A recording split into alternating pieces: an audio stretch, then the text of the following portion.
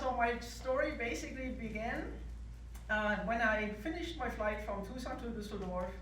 London landed at Düsseldorf airport, and I thought this is the end of my journey.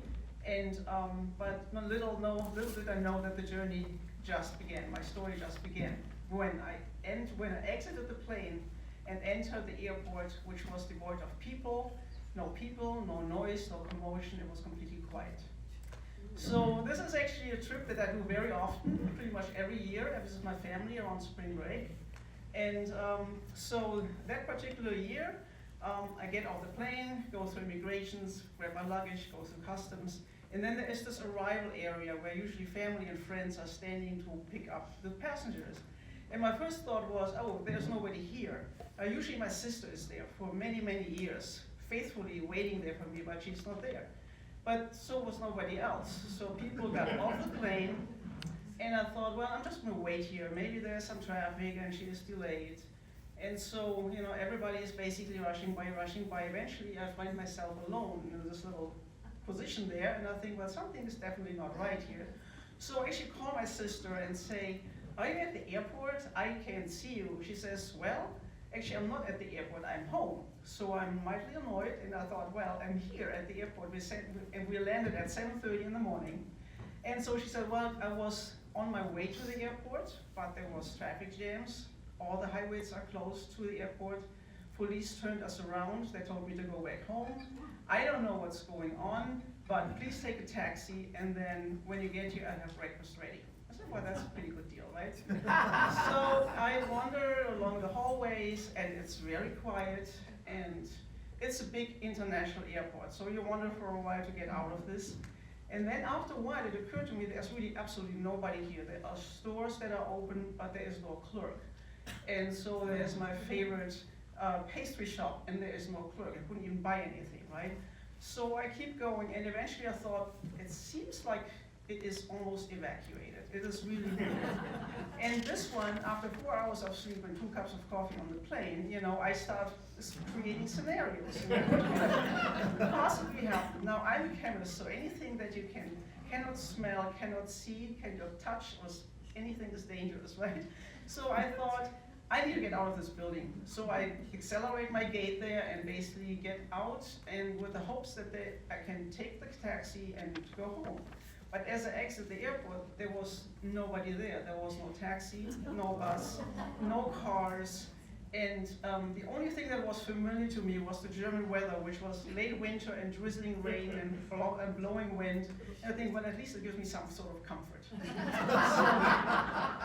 So I decided then to stay outside, because I wasn't to go back into the building, but I thought at least I could use my phone right now and find out what really happens rather than me making up stories.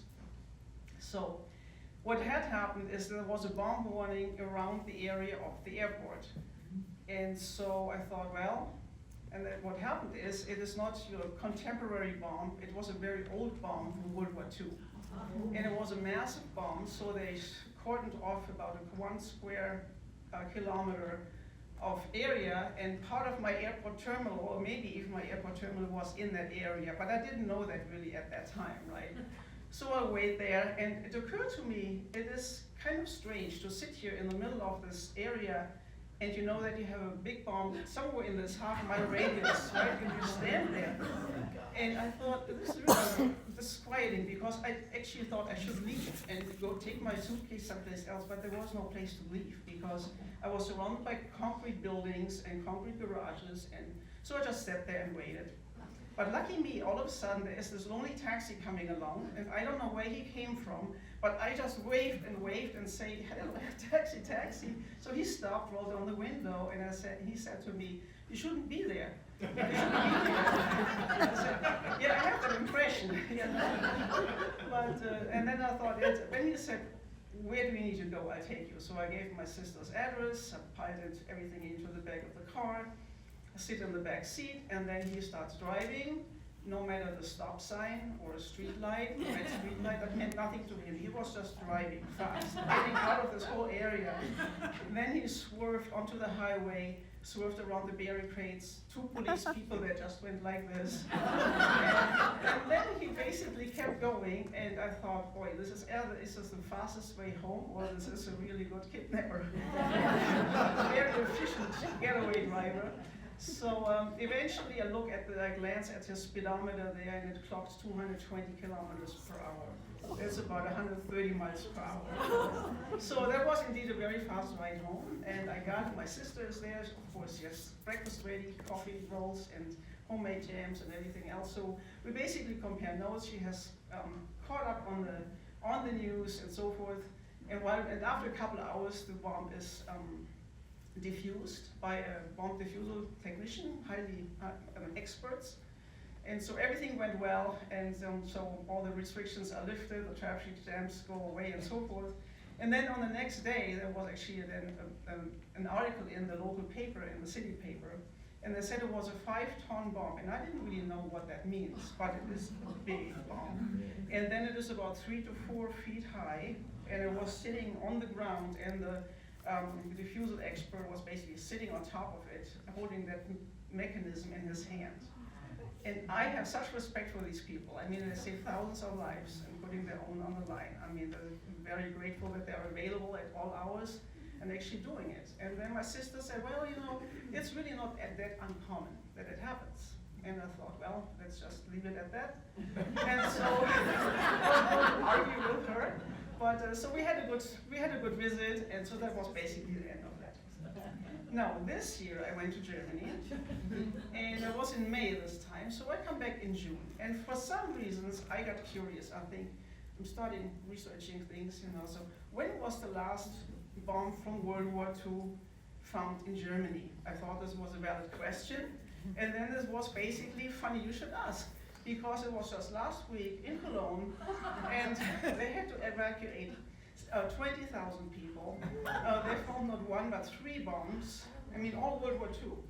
And so basically evacuating hotels, nursing homes, schools, 3 bridges across the Rhine, all shipping on the Rhine River, all of Old Town, all across the Rhine River. It was a huge undertaking. And then it was a little bit delayed, apparently, according to the newspaper article, because one person refused to leave. It would have been me here, but anyway, so all went well in that one too. So then I was more curious, and where do all these bombs come from? This is now 80 years. This year is 80 years after the end of World War II. So it turns out that between 1940 and 1945, the Allied forces dropped 1.4 million tons of bombs on Germany.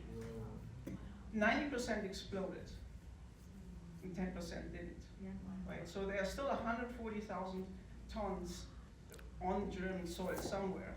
Now it's much later, of course, and many have been removed, but there are still bombs that are out there. And so on average right now they are finding about 2,000 per year. Distributed.